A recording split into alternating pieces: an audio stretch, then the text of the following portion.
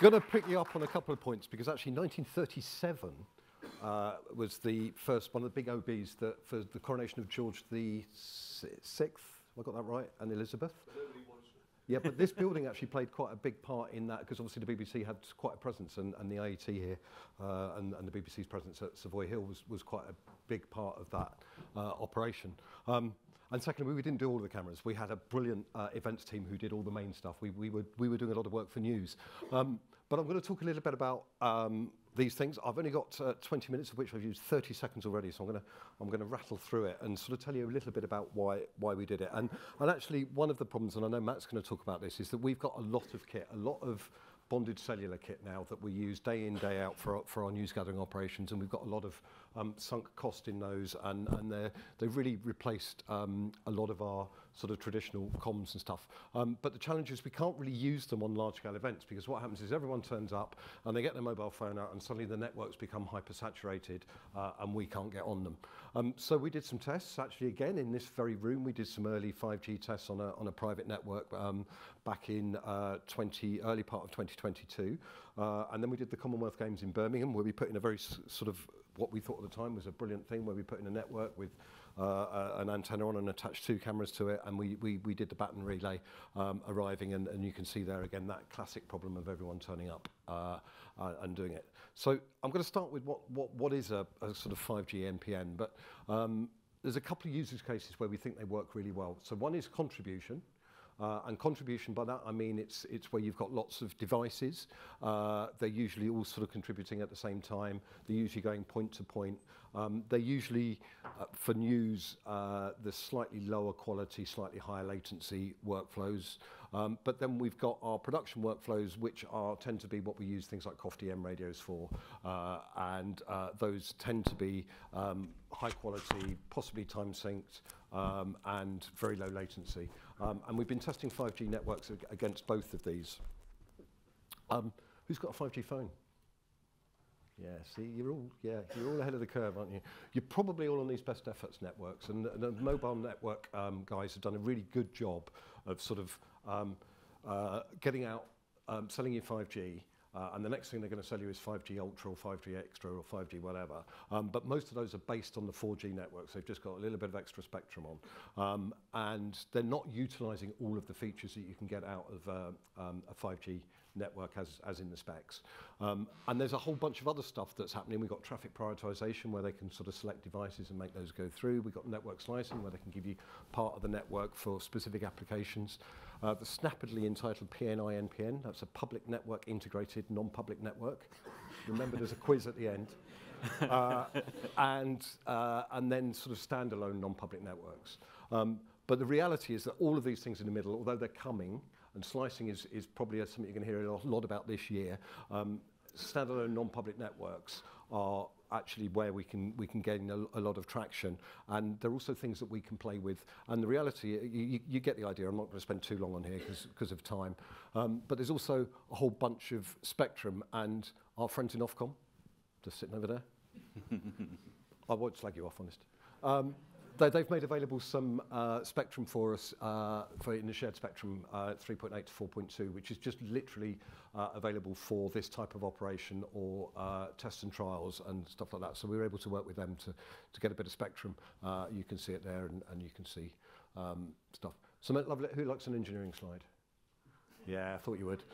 So basically, the way these work, they're time division duplex. There's time slots for transmit and receive, and you can allocate different slots for send and receive, basically, on the same network. And a normal network, really heavily biased in favour of the downlink because people want to watch Netflix or iPlayer or listen to BBC Sounds. It's a radio conference. You've got down here, we can actually trim those networks, providing we're working in separate spectrum to give us more uplinks. So we actually managed to give us a 2 to 7 uplink, and depending on how you tune those time slots, you can also affect the latency as well. Boring stuff. Right, so we did some planning, we did some testing. I drew it out in PowerPoint because I'm not very good at Visio and all that kind of stuff. We went out, we measured some spectrum, couldn't see any other networks that were running. We went up to Scotland on a very wet day in Scotland to work with Neutral Wireless to sort of do some testing, and you can see we were getting quite good performance. These were capped at 12 megabits per megabits per second. We did some what we call ladder testing, because 5G cells work. The further you get away, the more load they put on the cell. That's the way cellular networks work. So we wanted to make sure that if you were a long way away, you weren't hogging all of the bandwidth. Then we went to the Mall, and another wet day. There's a very common theme here. And we went out and we did some testing in the Mall with just a single network. And then we looked at where our camera positions were going to be up the Mall. And the beauty of those is we had these camera platforms and we had fibre going to all of them.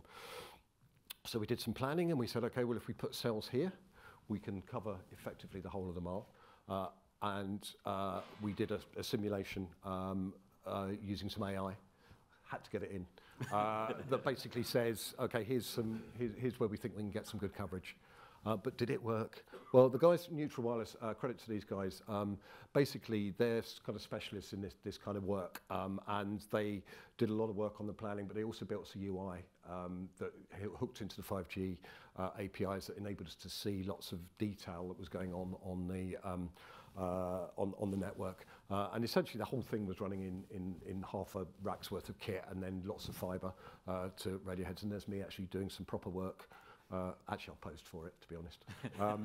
But yeah, that's one of the radio antennas. And you can see there when it starts to get busy.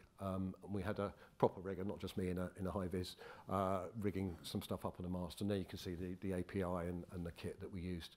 So then we worked with our friends at Ofcom. Credit to Ofcom. Love you guys.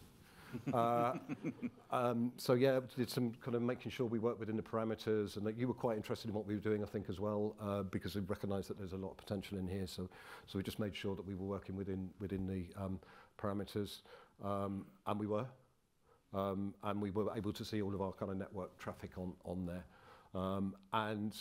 There's our contribution point, and that's me up at Admiralty Arch, just testing the network all the way up, and I'll let Matt talk a little bit more about this. But we did lots of, this is the actual measurements versus the simulation, and they were quite accurate.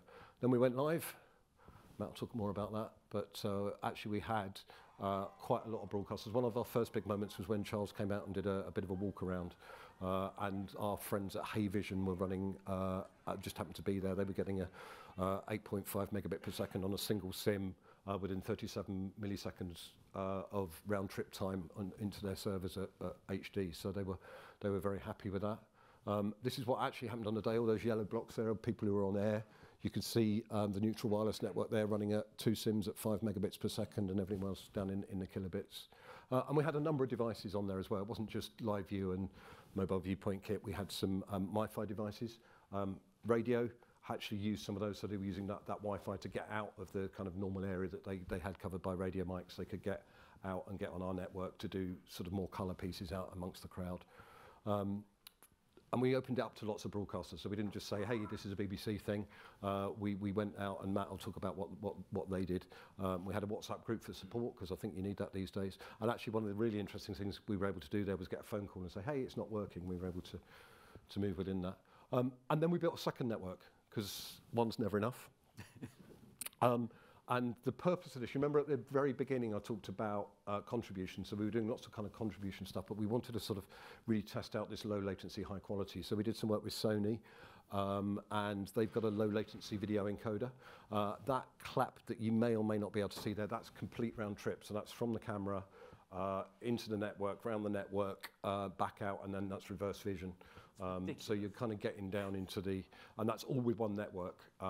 And so that's the beauty over COFDM. If I wanted to do that in COFDM, I'd have to have more bandwidth. I'd need different radio for control, different radio for all sorts of things. I'm not going to talk about issues and feedback. Ofcom are in the room. That's fine. It's fine. Sorry, guys. I mean, we worked really closely with those guys for license, but I don't think we actually got the final license, did we, until the Tuesday of the Friday of the event. So we were kind of we were confident because of the conversations, but there were some frequency changes we had to work through there. I also had an issue with our friends from the US, but when I saw the media release form, I thought I won't tell you about that because this is going on the internet, and I want to potentially get back into America at some point. But ask me afterwards.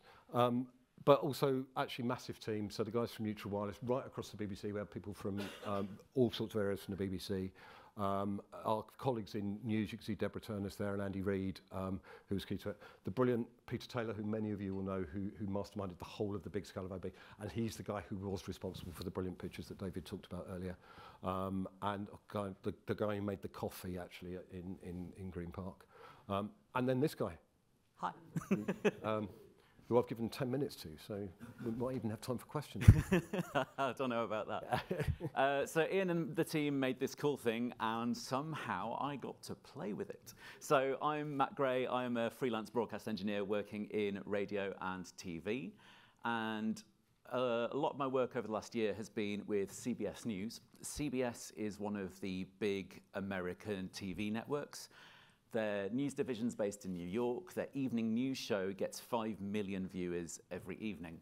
And I've been doing work with them such as the state funeral, and I've done projects within the Bureau, including setting up all of their live view video codecs for OBs, which was kind of handy because they got invited to use this 5G network and they wanted to use their live view codecs on it.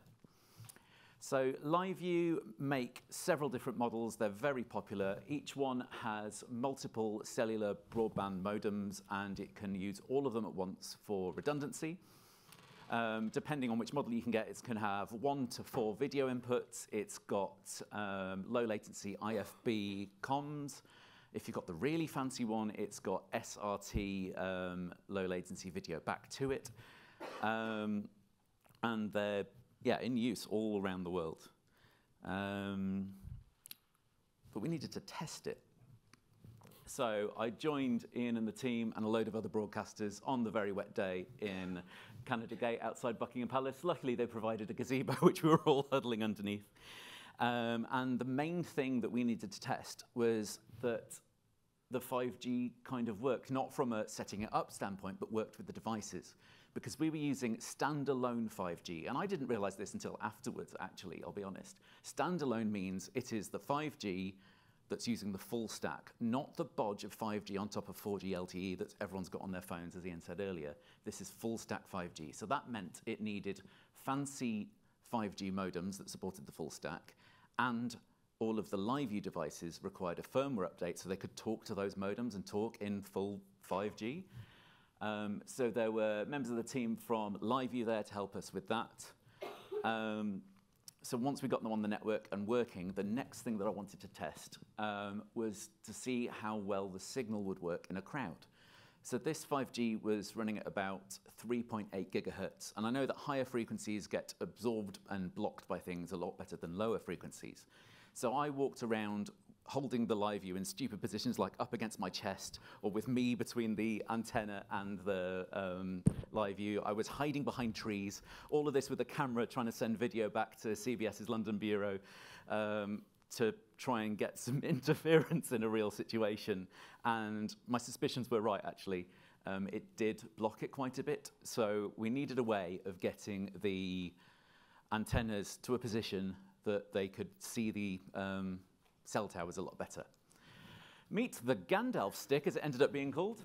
That is a 3-meter boom pole for a mic with a cut-off piece of 19-inch rack shelf with 2 5G modems velcroed and cable tied to it. High tech, but it did the job. It let us get them way up into the air and also help with pointing them towards the cell towers as well. And the thing I needed to consider is engineers wouldn't have been going out with this. CBS has a few engineers, but they were busy making sure everything stayed on air. So the camera teams were taking these out. So I also painted arrows underneath it so they knew which way to point it. And all the cables were tied in and made very user safe. When it came to the week of the coronation, I did about 25,000 steps on the first day, going around the entire area, trying to see where it worked, how well it worked. And I fed this back to the neutral wireless team so then they could, they knew if what they were doing was doing what they expected it to. It worked really well, actually. And I was very glad that I brought the stick too, because at different parts of the park around the Mall that we were at, there are trees. It actually goes off as a hill as you go into the park, and we knew that park would be full of people. And the main thing that news people want at this kind of event is to be in the crowd and get the mood of the event and show the people enjoying themselves and all of that kind of stuff. You can see I put the arrows on there so then the person holding it knew which way to point it. So I made a map, not only to feed back to the 5G people, but also so then the users knew where they could use it. Blue meant it really should work there. Yellow meant it'll probably work there if you whack the pole all the way up and point it in the right point. And red and not highlighted means just don't even bother. And the reason for that is non-technical people don't understand the bounds of what they're dealing with. So I wanted to make it as simple as possible for them. I printed this out. I gave it to each of the crews. I gave a copy to the porter cabin where Ian and friends were. And I also put a QR code on it so they could scan this Google Map overlay, which you can do now if you want. And it shows up on their phone, but they need to do that in advance because the 5G and 4G and everything wasn't going to work because there were going to be hundreds of thousands of people there. Then it came to doing the actual thing. Here's a crew out with a live view backpack and the stick all the way up. And I was mostly sat in the front of the satellite van or in a porter cabin looking at the statistics on the Live View LU Central webpage, which is actually pretty good. It gives a good overview of all of your Live View units that are turned on, lets you remote control them and see all of the network stuff going on. And it also shows you the speeds of your interfaces. So if I zoom in here, you can see Vodafone. We had basically nothing going through the Vodafone SIMs, but through the two neutral wireless SIMs, I had 2.5 meg each, and I had limited the bandwidth on all of our units to 5 meg because I didn't want to take too much out of the available bandwidth, and 5 meg looks pretty good over H.265 because it's a very efficient video codec. And you don't just have to trust me on it. I've got some video clips. So this is from the state funeral last year using normal public 5G networks. So it's basically a slideshow at this point with a bit of audio. Oh, wait, no, the audio's gone as well. I think they still went to it. Dana, you can hear the excitement, and I'm sure you can see the excitement. Hundreds of people, maybe thousands, rushing to catch a glimpse of their excitement here. When I saw that actually working, like, I had full trust in it. Some of them even at least have but lost the interference we could have got from all of the stuff around was amazing that we managed to get it through. Like in summary, I'm so impressed with what the team managed to put together. It made so many different news organizations be able to get content from places that they wouldn't have been able to do because the other option is wires. And it's exciting for what we can do with the future. Although there's the thing of once we start dividing up the networks and providing things to everyone, then you end up with no bandwidth left. So that needs to be planned properly in the future. We all need to work together with this so that we end up sharing it. Otherwise, we end up slicing everything so thin, we end up with fighting for the same bit of nothing as we were doing originally on the public networks. That's where we are on the internet. And I will just talk a little bit about that slicing thing because we've got a little bit of time left, and I think I'll time for a couple of questions. But slicing is going to be key, and we're seeing a couple of the mobile network operators, the MNOs, rolling out these standalone networks now and starting to do sort of early day testing of slicing. We're hoping to do some testing next year, both for TV and radio, where we can use these. The way the slicing works is basically they dynamically allocate you uplink resources in the network, and then when you're not using it, it switches back to the public network. So it's not like they're just giving you 10% of their network. I told them we can't afford that. But actually, that it's really a quality of service, and I think that's probably what we're all after. And it doesn't matter if you engineer it like we did here, or if you're doing a local radio OB from somewhere that's traditionally tricky to get out of. Actually, what we really want is quality of service, and you know, we're looking at all sorts of ways of delivering that. I think we've got time for questions if there are any. Yeah, let's have some questions. Where's the cube? We've got the cube ready. First question. Just while we throw that to the person who's got their hand up. No one's got their hand up. Oh, we've answered all the questions. There will be a question. Oh, no one understood any of it then. No, No, you made it very clear. Radio, usages for radio. so we did have, as I said earlier, we had radio on this network, principally by using a Wi-Fi device connected to that.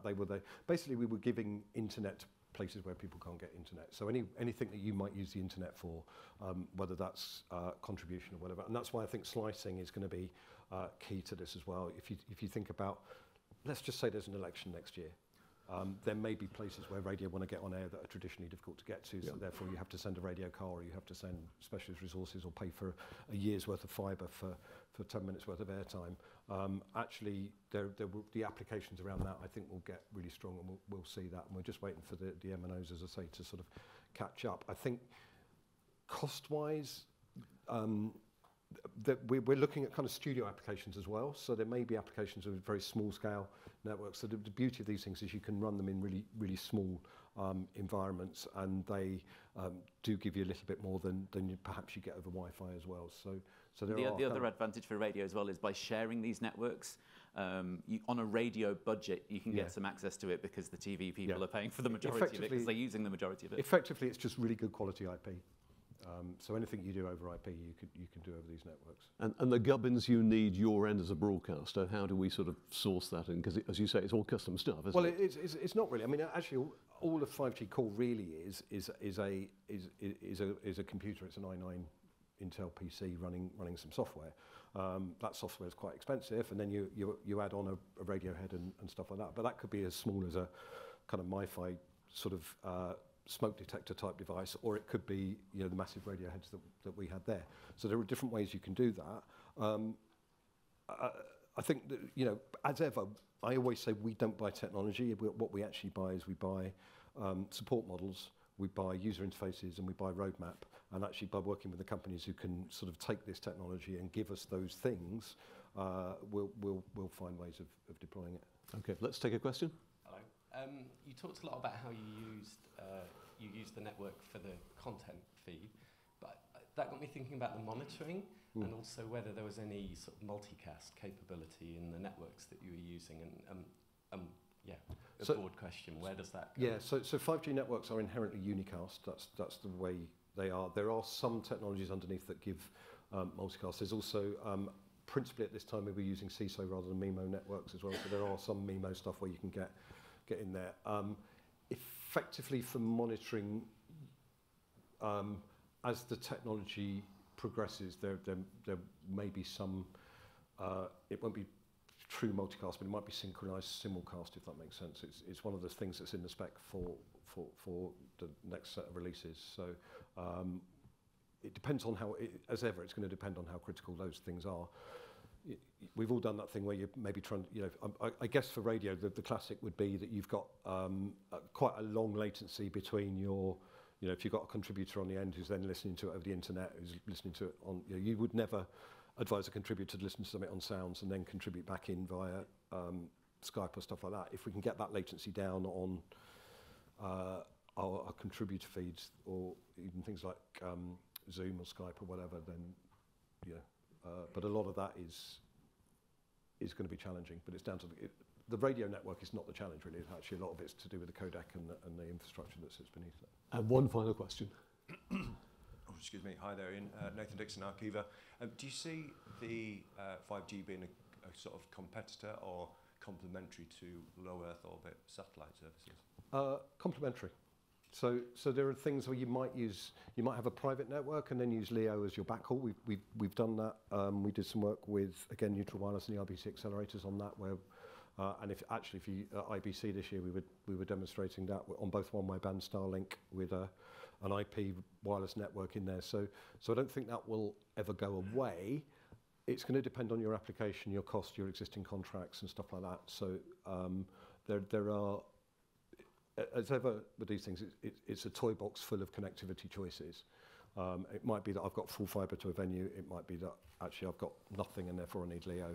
Or it might be that I've got some 5G, therefore a slice is the right element. And it might be that I've got a massive event that I just need to make sure that I've got blanket coverage on, and therefore I'll put in a private network. So all of these things, that whole thing on that kind of spectrum slide, continuum I should say, slide, was that actually all of these things have applications.